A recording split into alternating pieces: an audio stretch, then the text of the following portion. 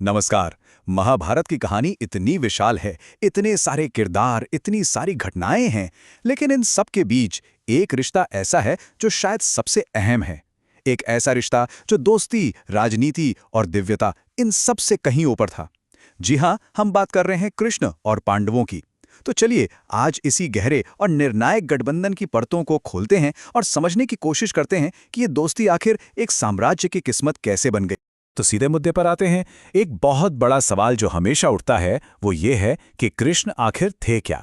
क्या वो एक चमत्कारी रक्षक थे जो हर मुश्किल घड़ी में पांडवों को अपनी दैवीय शक्ति से बचा लेते थे, या फिर वो एक नैतिक मार्गदर्शक, एक गुरु थे जो उन्हें सही गलत का रास्ता दिखाकर अपनी लड़ाई खुद लड़ने के लिए तैयार कर रहे थे? इस कहानी को समझने के लिए हम 4 खास पड़ावों से गुजरेंगे। सबसे पहले देखेंगे कि इस दोस्ती और साम्राज्य की नींव कैसे पड़ी। फिर उस पल को देखेंगे जहां उनके सम्मान की सबसे बड़ी परीक्षा हुई। उसके बाद जानेंगे कि कैसे युद्ध को टालने की हर मुमकिन कोशिश की गई। और आखिर में कुरुक्षेत्र के मैदान में कृष्ण की असली भूमिका को समझेंगे। तो चलिए कहानी की जड़ों तक चलते हैं, बिल्कुल शुरुआत से। देखिए, कृष्ण और पांडवों का खून का रिश्ता तो था ही, लेकिन ये गठबंधन उससे कहीं ज्यादा गहरा था। ये दोस्ती बनी थी आपसी सम्मान और एक जैसे आदर्शों पर, और यही वजह थी कि ये इतनी मजबूत साबित हुई। तो जैसा मैंने कहा, एक फैमिली कनेक्शन तो था ही। पांडवों की मां कुंती कृष्ण की बुआ थीं। लेकिन कहानी में असली मोड़ आया द्रौपदी के स्वयंवर में। जब पांडव अपनी पहचान छिपाकर ब्राह्मण के भेष में वहां पहुंचे थे, तो कृष्ण ही वो पहला इंसान थे जिन्होंने उन्हें पहचान लिया। सिर्फ पहचाना ही नहीं, बल्कि उनकी असली क्षमता को भी समझा। और बस यहीं से उस अटूट दोस्ती की नींव पड़ी जो इतिहास बदलने वाली थी। और यहाँ एक बात पर गौर करना बहुत जरूरी है। कृष्ण की शुरुआती मदद चमत्कारों की नहीं थी। उनकी मदद थी पांडवों को एम्पावर करने की, उन्हें आत्मनिर्भर बनाने की। जैसे खांडव वन को जलाने में अर्जुन की मदद की ताकि उसे दिव्य हथियार मिल सकें, या फिर इंद्रप्रस्थ बसाने में राजनीतिक और नैतिक सलाह दी। राजसूई यज्ञ में भी उन्होंने शिशुपाल को रास्ते से हटाकर पांडवों की प्रतिष्ठा बढ़ाई। मतलब वो हर कदम पर उन्हें इस लायक बना रहे थे कि वो अपने पैरों पर खड़े हो सकें।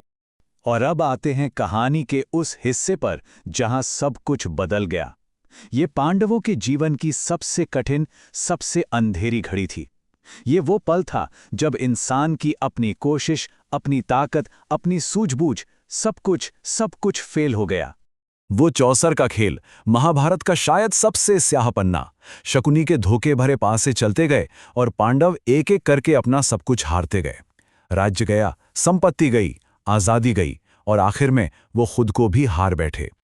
और जब लगा कि इससे बुरा और क्या हो सकता है, तब हुआ वो जो किसी ने सोचा भी नहीं था।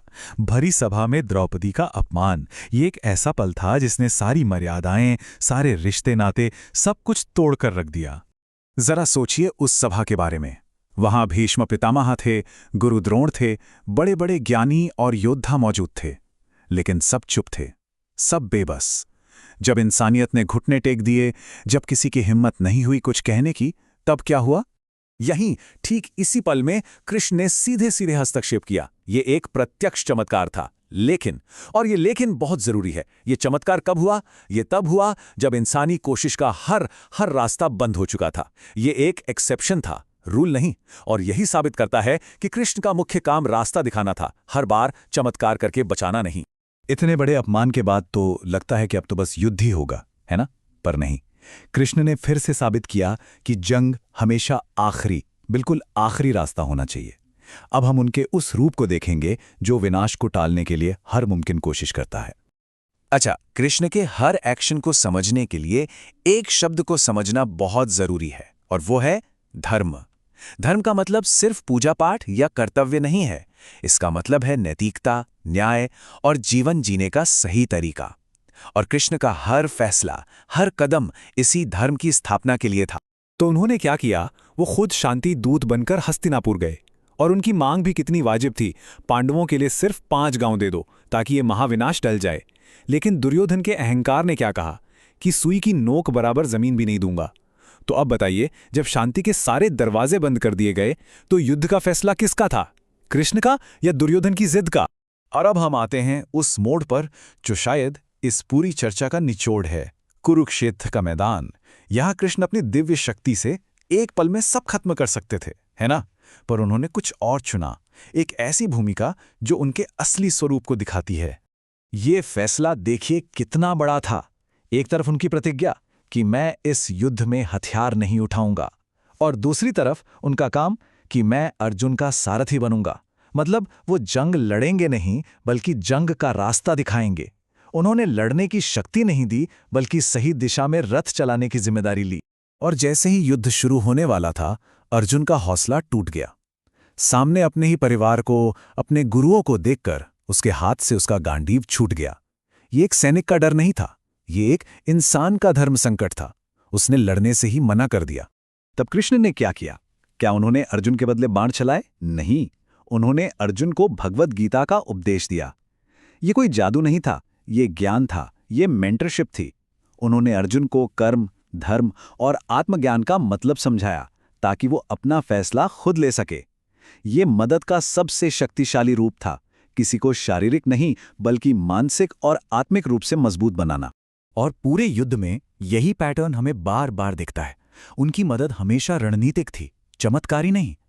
भीष्म को कैसे रोकना है, द्रोण को कैसे निशस्त्र करना है, कर्ण को कैसे हराना है, ये सब सलाह थी, रणनीति थी। जब अभिमन्यु की मृत्यु से अर्जुन टूट गया तो उसे सांत्वना दी। दुर्योधन के खिलाफ भीम को सही समय पर इशारा किया। और जंग जीतने के बाद भी उनका काम खत्म नहीं हुआ। उन्होंने युधिष्ठिर को राजधर्म सिखाया। वो एक कोच की तरह, एक गुरु की तरह हर कदम पर साथ रहे। तो कुल मिला के बात क्या है? कृष्ण सिर्फ एक दोस्त नहीं थे, वो एक मार्गदर्शक थे, एक रक्षक थे, और इन सबसे बढ़कर एक गुरु थे। उनका सबसे बड़ा योगदान पांडवों को हर लड़ाई जिताना नहीं था, बल्कि उन्हें इस काबिल बनाना था कि वो अपने धर्म और कर्म के पथ पर खुद चल सकें और अपनी लड़ाई खुद लड़ सकें। और ये कहानी हमें एक बहुत ही गहरे सवाल पे लाकर छोड़ देती है। एक ऐसा सवाल जो हम सबके लिए है। सच्ची मदद आखिर है क्या? किसी के लिए उसकी मुश्किलें हल कर देना, या उसे इतना काबिल और मजबूत बनाना कि वो अपनी मुश्किलों का सामना खुद कर सके? शायद कृष्ण और पांडवों की ये कहानी इसी सवाल का सबसे बड़ा जवाब है।